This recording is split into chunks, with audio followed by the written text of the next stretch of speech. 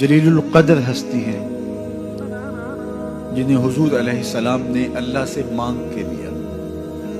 سارے صحابی رسول کریم صلی اللہ علیہ وآلہ وسلم کے مرید ہیں، لیکن جناب عمر میرے حضور کی مراد ہیں۔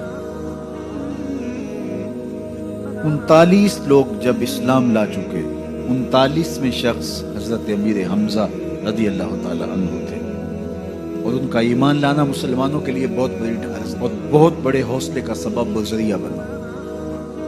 تو میرے حضور نے ہاتھ اٹھا لیے، کہا اے اللہ، ایک شیر دیا ہے امیر حمزہ، ایک شیر اور عطا کر دے، اب تیری مرضی، عمر بن خطاب دے دے یا عمر بن حشام دے دے۔ حضور دعائیں مانگ رہے اور یہ ہاتھ میں تلوار لیے غیظ و غضب سے بھرے ہوئے گھر سے نکلتے ہیں کہ بانی اسلام کا چراغ ہی بجھا دینا ہے۔ راستے میں ایک صاحب ملے اور کہا کہ عمر، تیور کوئی اچھے نہیں لگتے، خیر تو ہے، کدھر جا رہے ہو؟ کہا چراغ اسلام بجھانے جا رہا ہوں، یہ روز کا مسئلہ ختم ہونے لگا ہے میرے ہاتھوں۔ مسکرا کے بولے گھر کی خبر تو لو۔ کہا میرے گھر کو کیا ہوا؟ کہا تمہاری بہن فاطمہ بھی نوکر بن گئی ہے رسول اللہ صلی اللہ علیہ وسلم۔ غصے سے بھرے ہوئے اپنی بہن کے گھر کا رخ کرتے ہیں، اندر سے قرآن پڑھنے کی آواز آ رہی، غصہ اور بڑھ جاتا ہے، دروازے کو زور زور سے کھٹکھٹاتے ہیں۔ اہل خانہ سمجھ گئے ماجرا کیا ہے، گرجدار آواز ہے جناب عمر کی، دروازہ کھولو۔ جلدی سے معلم کو چھپا دیا اور بہن آگے بڑھ کے دروازہ کھولا۔ کہا تم سابی ہو گئے ہو، دین چھوڑ دیا تم نے، بتوں کی وفا ترک کر دی اور بے تحاشا مارنا شروع کیا۔ بہن کا سر پھٹ جاتا ہے، خون بہنے لگتا ہے اور یہ مارتے چلے جاتے ہیں۔ فاطمہ بنت خطاب بولی عمر، تم خطاب کے بیٹے ہو، سنو میں بھی خطاب کی بیٹی ہوں، جو ظلم جو جبر کرنا ہے کرو، میں محمد عربی کا دامن نہیں چھوڑوں گی۔ سوچنے پہ مجبور ہو جاتے ہیں وہ کون سی طاقت ہے جس نے بجلیاں بھر دی اس کے اندر۔ کہا جو تم پڑھ رہے تھے مجھے بھی سنا سکتے ہو؟ کہا تمہیں غسل کرنا ہوگا۔ عمر اپنے بدن کو دھو رہے ہیں، میرا رب دل دھو رہا ہے۔ اتنے میں معلم بھی قرآن لے کر آ جاتے ہیں اور قرآن کی تلاوت ہونے لگتی ہے۔ طٰہٰ ما انزلنا علیک القرآن لتشقیٰ، 14ویں رات کے محبوب چاند، ہم نے قرآن اس لیے نازل تو نہیں کیا تھا کہ تم مشقت میں پڑ جاؤ۔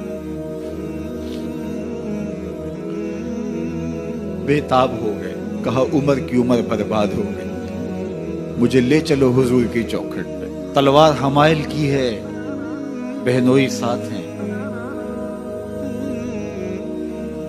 اور حضور کی بارگاہ میں حاضر ہو گئے۔ دروازے کے سوراخوں سے دیکھا تو صحابہ تشویش کا اظہار کرنے لگے کہ عمر آ رہا ہے، تلوار حمائل کی ہے، ارادے اچھے نہیں لگتے۔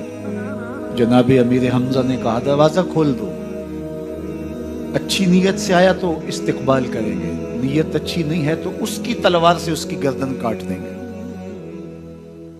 حضور کے سامنے جا کے بیٹھ گئے، گلے میں کپڑا ڈالا تو حضور نے پکڑ کے کہا عمر، ابھی وقت نہیں آیا کہ تم اسلام لے آؤ؟ یہی وقت تھا عمر کے اسلام لانے کا۔ لبوں پہ کلمہ جاری ہو گیا،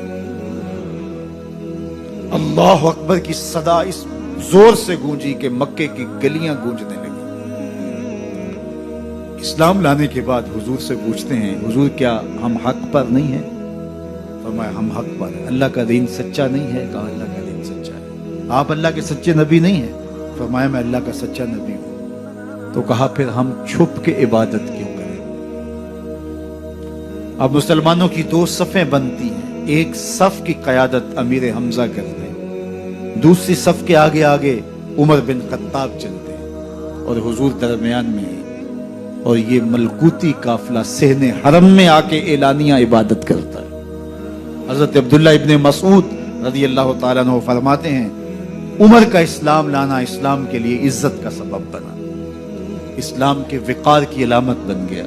ایک ایک کے دروازے پہ جا کے دروازہ کھٹکھٹا کے کہتے ہیں. وہ تو اور خبر سننے کے لیے بے چین تھے کہ یہ بانی اسلام کی زندگی کا چراغ بجھانے گیا تھا, کوئی خبر لایا ہوگا. وہ کہتے ہیں آؤ عمر کدھر آئے ہو؟ کہا میں بتانے آیا ہوں, کمزوروں سے پنجہ آزمائی کرتے رہے ہو, آؤ میرے سے بات کرو, میں محمد عربی کا نوکر بن گیا ہوں. اللہ اکبر. میرے حضور نے فرمایا جب اچھے لوگوں کا ذکر کرو تو میرے عمر کا ذکر بھی کیا کرو. میرے عمر کی زبان پر حق بولتا ہے, سچ بولتا ہے. ان الشیطان یفر من ظل عمر, عمر کے سائے کو دیکھ کے شیطان بھاگتا ہے. اللہ اکبر. اسلام لائے تو زندگی کی ایک ایک سانس اسلام کے لیے وقف کر دی. حضور کا پہرا دیا, حضور کی ناموس کا پہرا دیا, حضور کی شریعت کا پہرا دیا. اسلامی فتوحات پھیلی تو پھیلتی ہی چلی گئیں. کبھی مصر فتح ہو رہا ہے, کبھی ایران فتح ہو رہا ہے, آرمینیا تک مسلمانوں کی افواج پہنچتی ہیں. 22 لاکھ مربع میل پر حضرت عمر رضی اللہ تعالیٰ عنہ کی سلطنت پھیل جاتی ہے. عدل و انصاف کا دورہ ہوتا ہے. زمانے نے دیکھا کہ غیر مسلم بھی عدالت میں کھڑا ہے تو اسے خوف نہیں ہوتا تھا کہ میرے سے ناانصافی ہوگی, اس لیے کہ حکومت عمر کی چل رہی ہے. وہ بھی مطمئن ہوتا تھا کہ میرے ساتھ انصاف ہوگا. عبداللہ بن عمر اور عبید اللہ بن عمر بصرہ سے گزر رہے تھے ایک جنگ سے واپسی پر, تو حاکم بصرہ نے آپ کو کچھ پیسے دیے کہ یہ مال غنیمت میں جا کے جمع کروا دینا, اور پھر خود ہی مشورہ دیا کہ عراق کے اندر فلاں فلاں چیز بہت سستی مل جاتی ہے اور حجاز میں ان چیزوں کی قیمت زیادہ ہے, تو اگر آپ ایسا کر لیں کہ یہ ان پیسوں سے خرید لیں اور جا کے مدینہ المنورہ میں فروخت کر دیں تو جو زائد پیسے آپ کمائیں گے وہ آپ کے ہوئے, اور یہی اشرفیاں جو میں نے دی ہیں آپ کو, اتنی اشرفیاں بیت المال میں جمع کروا دینا.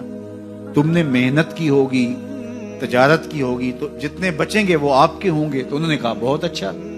وہاں سے مال خرید لیا, مدینہ المنورہ میں آ کے بیچ دیا. جتنی اشرفیاں انہوں نے وہاں سے دی تھی بیت المال کے لیے, اتنی بیت المال میں جمع کروا دی. حضرت عمر رضی اللہ تعالیٰ عنہ کو پتہ چلا, بیٹوں کو بلایا, کہا کہ سنا ہے تم نے کوئی کمائی کی ہے؟ کہا جی ہم نے تو تجارت کی اور جو مال لیا تھا اتنا مال بیت المال میں جمع کروایا ہے. کہا تم بیت المال کے پیسوں پر کمائی کی ہے, وہ پیسے بھی تمہیں بیت المال میں جمع کروانے پڑیں گے. یہ عمر ہیں رضی اللہ تعالیٰ. رومی شہنشاہ کی بیوی سلام بھیجتی ہے حضرت عمر رضی اللہ تعالیٰ عنہ کی اہلیہ کو, تو وہ 1 دینار ادھار لے کر کے اس کا عطر خریدتی ہیں اور شیشیوں میں ڈال کر کے ان کو بھیجتی ہیں کہ چلو ایک رواداری کا اچھا ثبوت فراہم کیا جائے. تو وہ واپسی پر انہی شیشیوں کے اندر قیمتی موتی بھر کے بیچتی ہیں, جواہرات بھر کے بیچتی ہیں.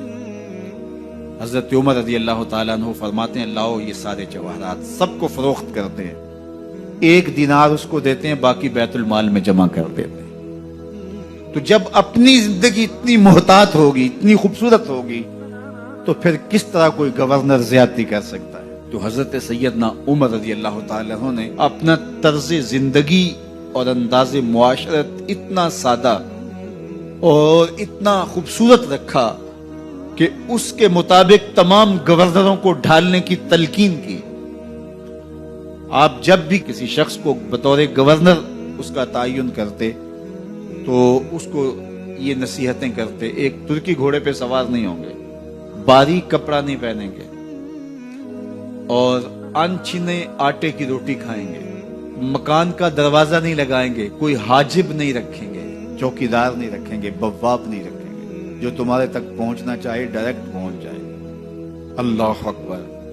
اور پھر جب کسی کو متعین کیا جاتا اس کی جائیدادیں لکھ لی جاتی کہ اس کے پاس کتنی جائیداد ہے, وہ حساب اپنے پاس رکھتے, اور جب وہ معزول ہوتا یا اس کا وقت ختم ہوتا تو آپ دیکھتے کہ اب اس کے پاس جائیداد کتنی ہے. اگر وہ جو پہلے آپ نے اپنے پاس ریکارڈ رکھا ہوتا اس سے جائیداد اس کی زیادہ ہوتی تو حضرت عمر بقیہ جائیداد بیت المال میں جمع کرتے ہیں۔ اللہ اکبر۔ اور یہ کیسے تھا؟ گورنر بول نہیں سکتا تھا، اس لیے کہ حضرت عمر کی اپنی بود و باش بھی اسی طرح کی تھی، اپنا طرز زندگی بھی اسی طرح کا تھا۔ مال غنیمت میں بہت ساری چادریں آتی ہیں جو سب کو تقسیم کر دی جاتی ہیں۔ خطبہ جمعہ دینے کے لیے آئے تو ایک شخص کھڑا ہو گیا، عمر خطبہ بعد میں سنیں گے، پہلے یہ بتائیں کہ یہ جو تم نے قمیض پہنی ہے یہ کہاں سے آئی؟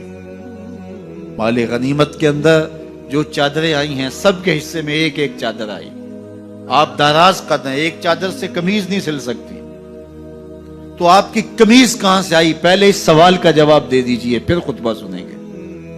اللہ اکبر۔ آپ کے بیٹے کھڑے ہوتے ہیں، کہا ایک چادر سے میرے باپ کی قمیض نہیں بنتی تھی، میں نے اپنے حصے کی چادر بھی اپنے باپ کو پیش کی ہے۔ اس نے کہا اب سناؤ، اور ہم سنتے ہیں۔ یہ ہے حضرت عمر رضی اللہ تعالیٰ عنہ کی اپنی ذاتی زندگی۔ ایاز بن غنم کے بارے میں یہ پتا چلتا ہے کہ وہ موٹے کپڑے نہیں باریک کپڑے پہنتا ہے۔ اس نے گھر کے دروازے پر بواب بھی رکھا ہوا ہے، چوکیدار بھی رکھا ہوا ہے۔ تو حضرت عمر رضی اللہ تعالیٰ عنہ محمد بن مسلمہ کو بھیجتے ہیں، محمد بن مسلمہ جاتے ہیں اور جا کے تحقیق کرتے ہیں تو ایسا ہی پاتے ہیں، تو ان کو وہیں گرفتار کر کے لے آتے ہیں اور حضرت عمر کے دربار میں پیش کیا جاتا ہے۔ چھڑی اس کے ہاتھ میں دے کر فرماتے ہیں جاؤ تم بکریاں چرایا کرو، تم گورنری کے لائق نہیں ہو۔ ایک گورنر کو بکریاں چرانے پہ لگا دیتے ہیں اس لیے کہ تم نے ان اصولوں سے، ان ضابطوں سے انحراف کیا ہے جو ایک سلطنت کے ذمہ دار کے لیے لازم اور ضروری ہیں۔ دور موجود کے حکمرانوں کو، چاہے وہ عرب کے حکمران ہوں چاہے وہ عجم کے حکمران ہوں، اگر وہ اسلام کا نام لیتے ہیں تو انہیں اپنے اعمال کا جائزہ لینا ہوگا کہ ہم کھڑے کہاں ہیں۔